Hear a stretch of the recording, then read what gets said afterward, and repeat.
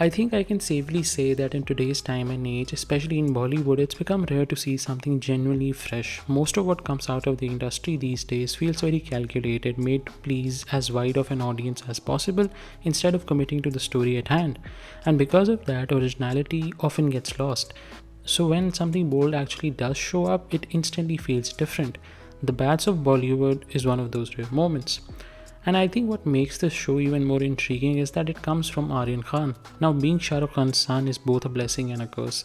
On one hand, the privilege and access are undeniable. On the other hand, it comes with heavy baggage, expectations, assumptions, and constant comparisons.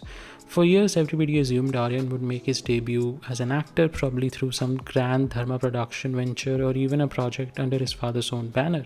But he flipped that narrative. Instead of stepping in front of the camera, he chose to go behind it. And honestly, I think that feels like the smarter move now. His work may still be limited, but there's already a strong creative identity shining through. The way he draws his character, building messy storylines and layers the drama, it all feels purposeful. Watching the Bats of Bollywood, it became clear to me that while Aryan might not have been a standout on screen, behind the camera he's found a space that suits him far better.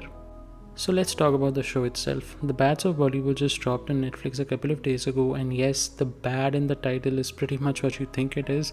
I binged the whole thing in one sitting, and the big question right now is, did I enjoy it? And the simple answer is yes, I had a lot of fun watching it. And that's not something I've been able to say about most Bollywood projects in a really long time. For the past few years, I have honestly disconnected myself from mainstream Bollywood. Too many of the films feel repetitive, glossy but hollow, and more like products than stories. So for me, this show, messy, chaotic, outrageous, and unapologetically filmy, was a breath of fresh air. It reminded me that Bollywood still has the capacity to surprise even if it comes wrapped in satire and excess. Now, don't get me wrong, this show is far from flawless. There are pacing issues, some moments where the satire feels stretched, and places where you wish the narrative was sharper. But at the end of the day, the most important question for me is, was it entertaining? Did it keep me hooked? Did it make me want to care enough to finish the whole thing? And the answer to that is yes. And that's why I think this debut matters so much. In the last decade, we haven't really seen too many fresh voices from within the industry's inner circle.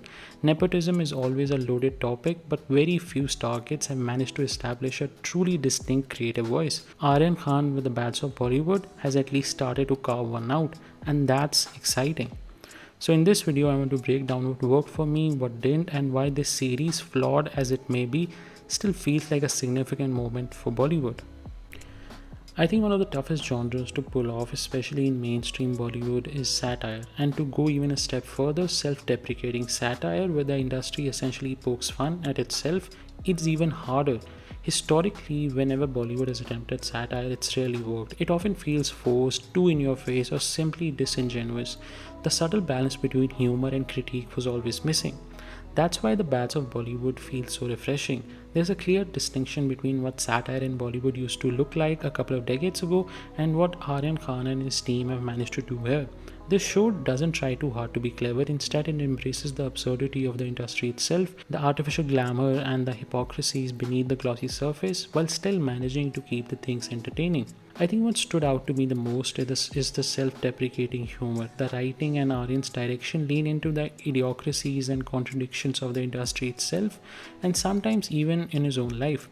But it never feels bitter or heavy-handed. You can tell that there's an awareness that this world, while glamorous on the outside, isn't nearly as charming when you peel the layers back off. The humor is contained, chuckle-worthy and sharp, but never loud enough to make you roll your eyes. That restraint is what makes it work. Of course, not every scene lands perfectly. There are few moments, a couple of dialogues, and certain situations where the satire doesn't hit as hard as it should. But overall, the tone is consistent and the balance between poking fun and keeping the story moving is maintained very well. I think another highlight for me is the way the show handles its cameos. The show is packed with guest appearances. You almost lose count after a while. But surprisingly, most of them are very well integrated. The ones that are central to the story actually help move the plot forward, and even the smaller ones never feel tagged or half-baked.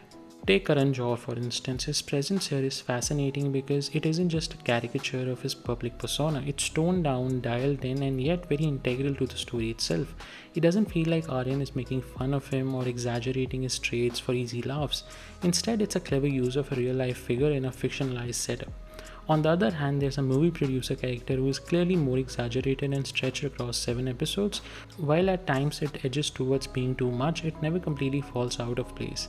Yet there are a couple of moments where it feels slightly disingenuous, but the performance stays grounded enough to make the whole thing work.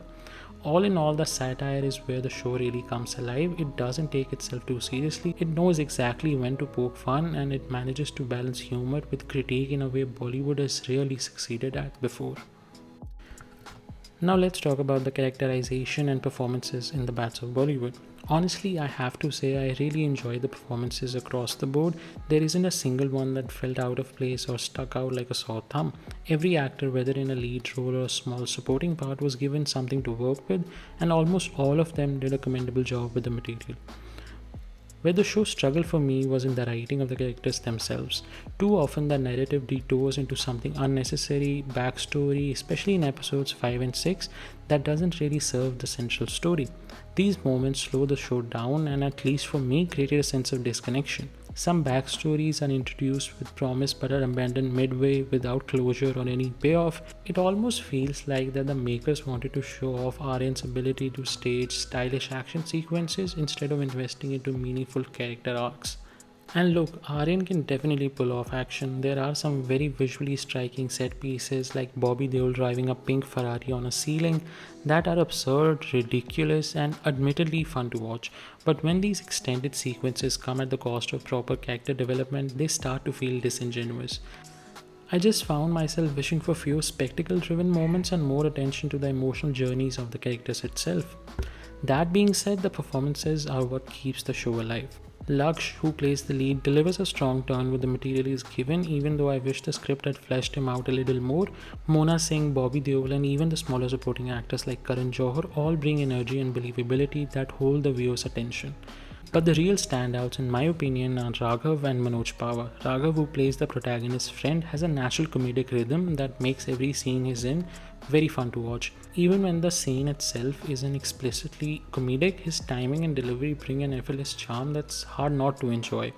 Manoj Pawar as the protagonist's uncle is equally impressive. He seems to be having a time of his life with this role, and that joy translates beautifully on screen. Watching the two of them interact with other characters and with each other on screen was some of the most enjoyable screen time in the entire series.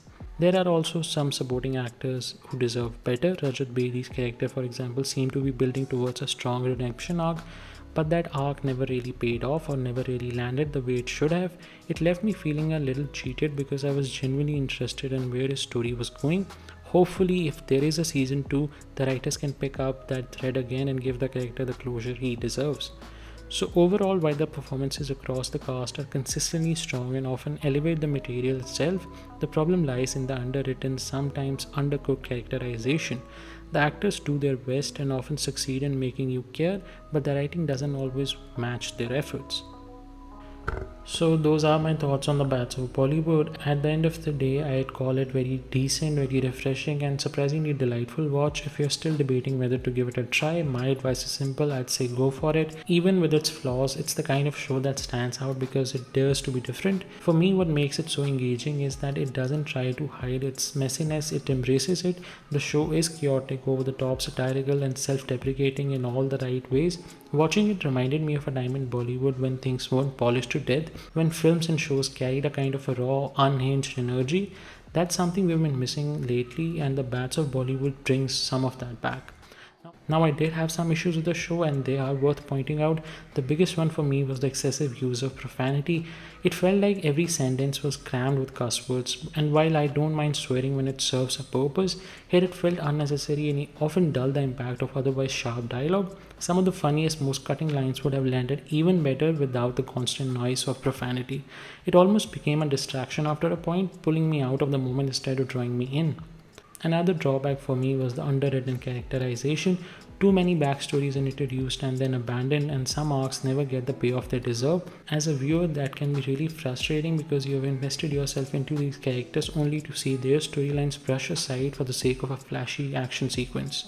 And yes, Aryan does pull off action set pieces impressively, no doubt about that, but when they come at the expense of character development, it feels like style winning over substance. That being said, the show still works because of two things: the performances and the creative voice driving it all. The cast really brings it, no weak links, and some genuinely standout turns from Raghav and Manoj Pava. Their chemistry and energy make the show a joy to watch even when the writing stumbles. And behind the camera, Aryan Khan proves that he has a distinct perspective. He's not afraid to poke fun at the industry, at celebrity culture, and even at himself. That kind of self awareness is rare to find in Bollywood, especially from someone with his background.